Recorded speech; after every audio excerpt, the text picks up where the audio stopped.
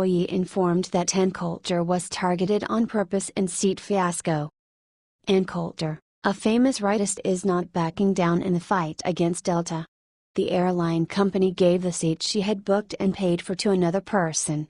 Coulter, 6 feet tall, paid additional $30 for an extra legroom seat, but could not seat there.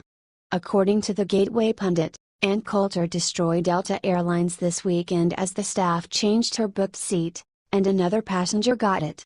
As Coulter mentioned, the person who was sitting on her seat was neither old, sick, nor a kid. Does this have a political background? Coulter stated that as she asked for the reason of not being able to sit on the pre-booked seat, the flight attendant answered, "I don't know." She then took Coulter's ticket from her hands and told her to move without explaining anything. Coulter took to her Twitter account to express her disappointment in Delta Airlines, sending out several tweets slamming the poor customer service. She even tweeted out a picture of the woman who was given her seat. "Why are you taking me out of the extra room seat I specifically booked, at Delta?" Flight attendant, "I don't know." pic.twitter.com/a0m1fascsmu, Coulter, at Coulter, July 15, 2017. "A Delta didn't give my extra room seat to an air marshal or tall person. Here's the woman given my pre-booked seat." pic.twitter.com/idenbatesksod, Coulter, at Coulter, July 15, 2017. "Hey at Delta, you mind telling me why it was an emergency to move someone else into the seat I had carefully chosen in advance and booked?" Coulter, at Coulter, July 15, 2017. Many have speculated Coulter's purchase was not honored by Delta Airlines due to her politics. Today, the conservative star tweeted out a text from a Republican Delta employee, saying Ann was targeted on purpose. "Beware of that, Delta Republicans." Texts from a flight attendant, "It was political." At Delta still won't give a reason. pic.twitter.com/tcxb2dapa0, Coulter, at Coulter, July 18, 2017. "We would be happy to hear your thoughts and predictions."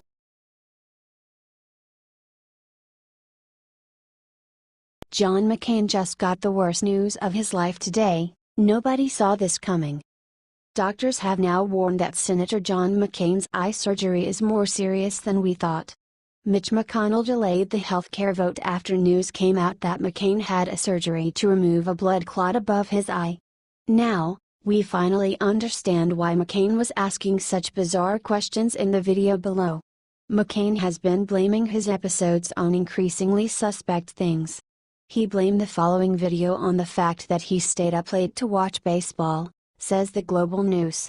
According to the New York Times, McCain sent a statement out on Saturday that said that he would be recovering in Arizona for much longer than previously expected. McCain's office said that the 2-inch blood clot was removed from above his left eye during a minimally invasive craniotomy with an eyebrow incision at the Mayo Clinic Hospital in Phoenix after doctors spotted it during a routine annual physical. McCain's communication director, Julie Turallo, says there is no other information available. A craniotomy is an opening in the skull. Usually, a blood clot in this area would be a very concerning issue, said Dr. Nirupan Baxi, an assistant professor of neurosurgery at the Albert Einstein College of Medicine in New York City. Share this if you hope that McCain recovers. He's might be a fake Republican, but he is a real human. Prayers for his recovery. Thanks for reading.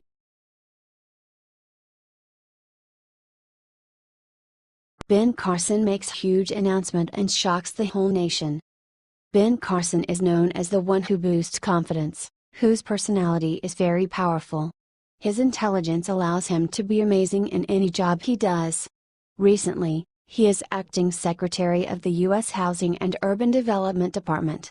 As he was serving, he discovered a welfare law which has been present for some 50 years. The law is to give the chance to low-income U.S. citizens to work for HUD in the local areas they come from. That implies that constructors who cooperate with HUD on building projects will have to employ local, low-income people in their communities, at the same time supporting those people and putting money into their local economies. Carson said, It's not how many people we can get into public housing. It's how many people we can get out of it. We're going to put much more emphasis on Section 3, which requires HUD builders to use low-income residents as employees during the construction of these various developments and in the redevelopment of places. He continued explaining that people have forgotten about this law, which is apparently really helpful. It's largely ignored right now. We're going to change that by emphasizing it in a different way and incentivizing people to use it. Most major construction and reconstruction projects are known about well more than a year in advance. If you know that already, why not prepare the people, begin to train the people, ahead of time, so that when you're ready to do it, you have the workforce that's necessary. Source: http://www.westernjournalism.com. We would be happy to hear your thoughts and predict.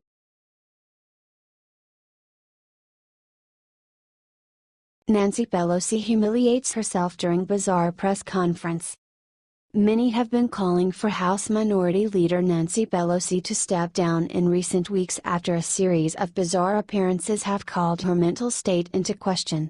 Though Pelosi claims that she is fine, she fueled rumors that she is mentally ill once again when she made a humiliating mistake during a press conference on Tuesday.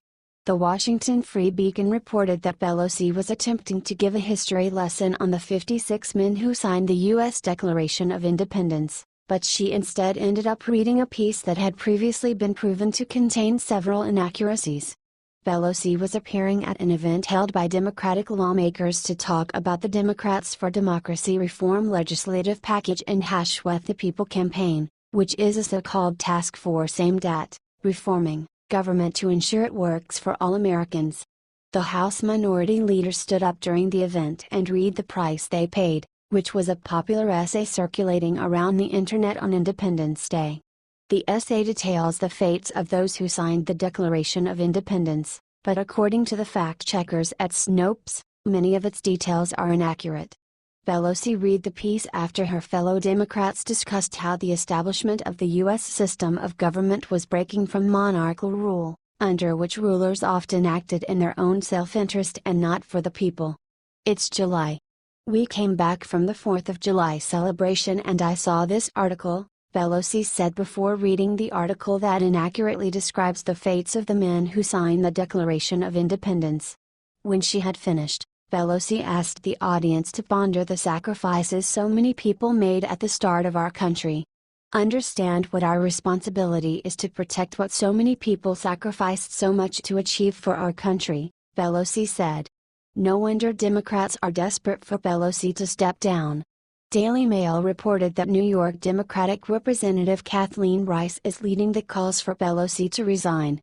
We need leadership change. It's time for Nancy Pelosi to go, and the entire leadership team, Rice said. Massachusetts Democratic Representative Seth Moulton agreed with Rice. It's clear that, I think, across the board in the Democratic Party we need new leadership. It's time for a new generation of leadership in the party, he said. Share this story if you think Nancy Pelosi has lost it.